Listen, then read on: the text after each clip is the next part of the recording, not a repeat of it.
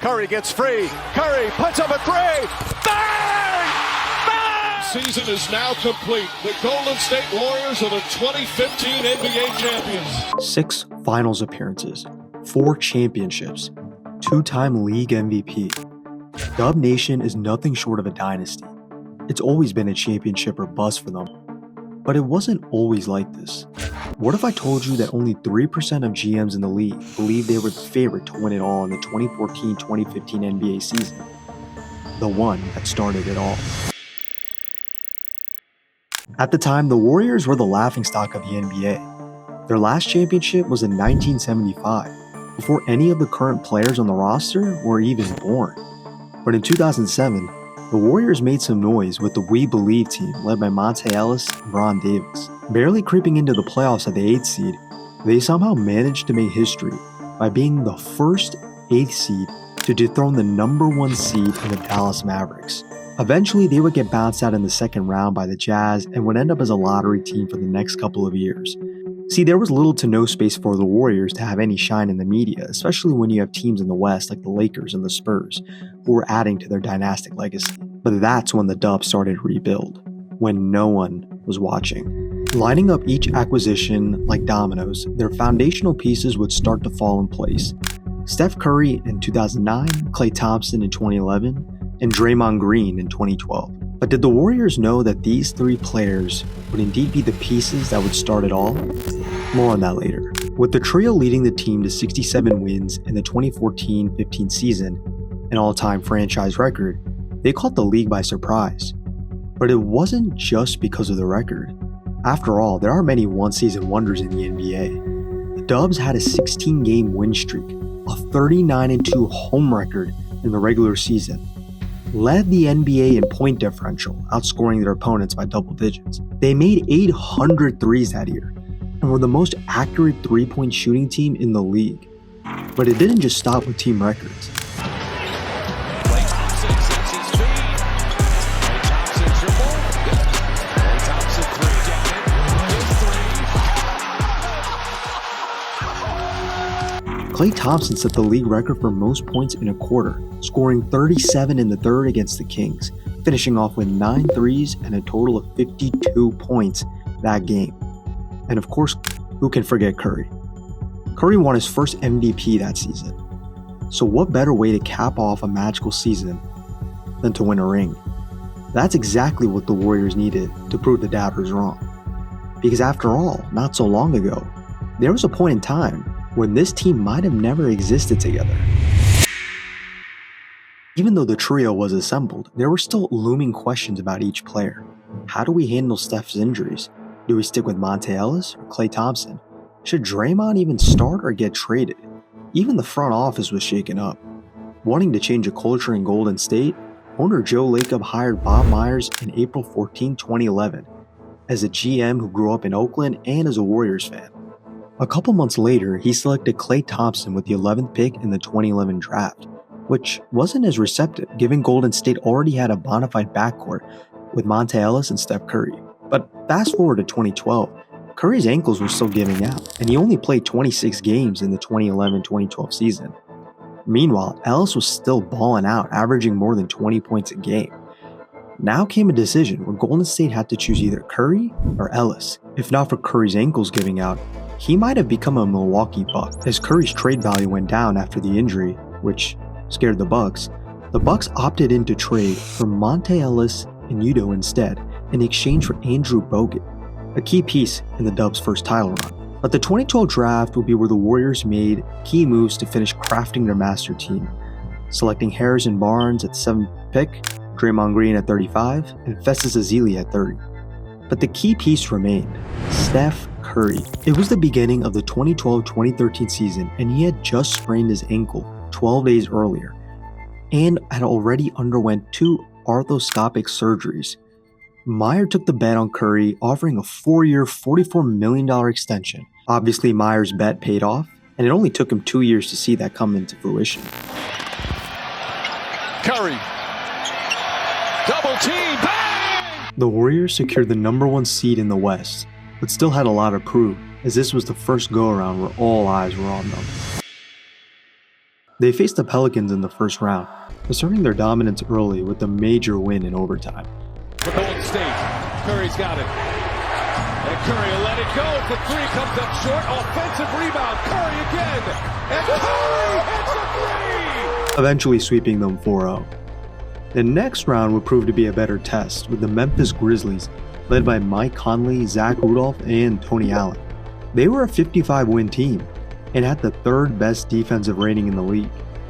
What seemed like a neck-and-neck series early on as Memphis took a 2-1 lead quickly turned around real fast, with Golden State winning in double digits the next two games. But the turning point of the entire season, and maybe even the playoffs, was a play that had buried the nail in the coffin for the Grizzlies. Green weaving, trying to get the shot up. No call that way. Curry swings it the other way. And he got it! What a turnaround! Yeah, this fan pretty much sums up my reaction when I saw this live. And I think all NBA fans can agree this was a turning point for years to come. But there was still more work to be done. After all, the Warriors had reached the semifinals before in 2013, pushing the San Antonio Spurs, who were the eventual champs, to 6 games before losing. It was obvious Myers wasn't content with his team and continued to line up his pieces, specifically with an X factor that would secure the Warriors' victory in the NBA Finals. None other than Andre Iguodala. Signed in the offseason in a 3-team trade, the Warriors were now shaping their defensive identity, which many forget of because of their offensive explosiveness. But additions to the team wasn't the only thing on Myers' mind. Fast forward to 2014, where expectations grew. The Warriors lost to the Clippers in the first round in 7 games. Just 3 days after their playoff exit, Jackson was fired. Stunning the NBA world, he was the first coach that led the Warriors to back-to-back playoff appearances since the early 90s. So why fire him? Given the dominance of the Spurs, the rise of the Clippers and Rockets, and don't forget about the baby Thunder, it wasn't enough for Golden State to be just mediocre. You could smell the sense of urgency from Bob Myers to make this team more than a first-round exit.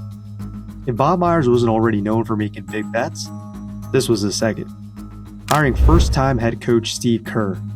Now all that was left was for one last piece to be activated. Might be a shocker to many fans, but Draymond Green primarily came off the bench in his first 2 years, averaging only 22 minutes and 6 points a game. But all it took was one opportunity to come up. Before the 2014 season even began, starting forward David Lee came up with a strained hamstring.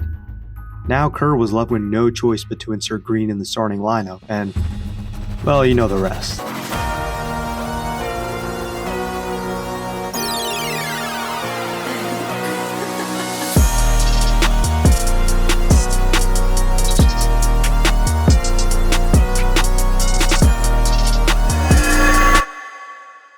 The Rockets were the last team that stood between the Warriors and the finals. See, the Rockets came back from down 3-1 against the Clippers, the same Clipper team that beat the Warriors in 7 the year before. So this said a lot about Houston. James Harden was rising to stardom and had a team of shooters with the center presence of Dwight Howard. The Rockets were more offensively equipped to handle Golden State than Memphis. And sure enough, the first 2 games were close, within single digits. The Warriors took Game 1, and Game 2 came down to the wire again. Inside, Barnes reverse, misses it. Harden the rebound, 7 seconds remaining. Harden goes it up top to Howard, back to Harden. Harden tied up, knocked loose, picked up, and the game is over. This would be the start of James Harden choke jobs in the NBA, but that's a separate video. You would think the Rockets would come out with a sense of urgency in Game 3 on their home court. Yeah, well, that didn't work out either. It seemed like things just kept getting easier for the Warriors. Now up 3-0, the series was theirs to win, and the gentlemen swept the Rockets, reaching the NBA Finals for the first time since 1975. Bob Myers' bets were paying off, but would it pay off just one more time? If the Warriors weren't tested before, this was certainly pan out to be the final test. Together on 3. 1, 2, 3. Together. Let's go to work, come on. Who will be up 3 games to 2? LeBron James puts up a 3, gets it to go! And now another triple-double for LeBron James. The Cleveland Cavaliers, the 53-win team, who also was trying to figure out things on their end, as this was LeBron's first year back in Cleveland in an entirely new system. There was also some uncertainty with the team. Kevin Love faced a season-ending injury earlier in the first round, and Kyrie was playing on and off with an injury. It was just LeBron and the crew. If the Warriors weren't already favored enough to win the chip, well, it became pretty clear after Game 1. Irving falls down, hangs on, and Kyrie Irving is hurt, limping up the floor. Now, we can sit here all day and argue whether Golden State would have won with Kyrie or not, and of course LeBron was undermanned.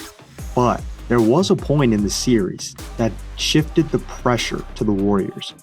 After the Cavs won games 2 and 3, the Warriors found themselves in a series deficit for the first time in the entire playoff run. Even LeBron thought he figured out the Warriors. The Cavs and LeBron were starting to feel confident. But frankly, season-altering decision made by Steve Kerr would change all of that. Now, I don't think there was ever a LeBron stopper, but if there was one player that will be the closest to it, Iguodala fits the bill. Just compare LeBron's stats from games 1 to 3 before Iguodala was guarding him, to then games 4 to 6 when Iguodala was pressuring LeBron. The difference is startling, and Kerr has never looked back.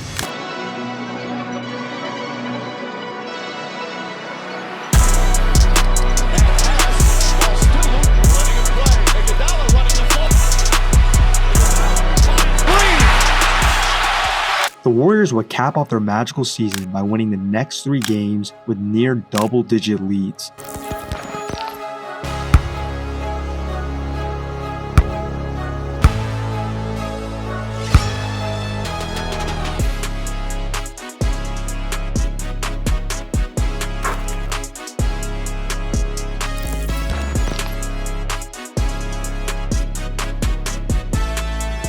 So many things had to go right for this team to win their first finals. Looking back, we always remember the KD era, the 73-9 team, the rebuild with Jordan Poole and Steph winning his first finals MVP. But this was the finals that put Golden State on the map. If teams hadn't taken them seriously before, well, without a doubt they would now. We don't call this franchise a dynasty just because of the talent, the wins, the dominance in the finals, and even just their finals appearances. They changed the idea of what it means to win at the highest level. With such a focus on free agency and trading for the highest talent to assemble a big three, Golden State, at least in this iteration, played their cards the right way and developed players and made big bets on their skill sets. Of course, the Warriors look a lot different now, but that's par for the course for winning over a decade. Steph is entering his 16th NBA season. Will the Warriors cash in one more chip to get the elusive 5? Or is time running out?